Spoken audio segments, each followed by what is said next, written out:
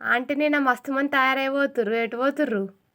ఏ మహిళా గ్రూప్లకు అబ్బా group photo దిగాలని పోతామని పోయినాం.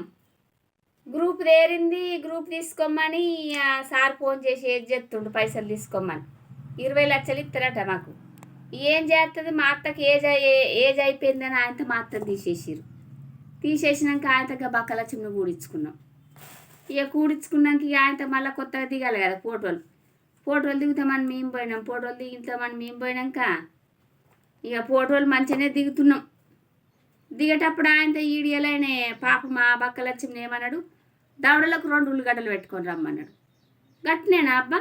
ఇక అది అలిగిపోవుడు పాపం. ఎంత బతిమలన్నా ఫోటో దిగాలిపోలే. అందరూ దొడ్డుకుంటారా? దించుసైనా కరెక్ట్ తీస్తే అయిపోవు కదా.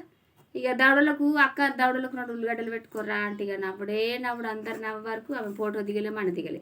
మళ్ళీ ఇలా పోయి కాలిపోతున్నాం. ఏం చేస్తాడో ఏం కాలిపోయిందో. ఆ ఈడియలకు వేరే ఈడియలకు దించుతాం పోతాం.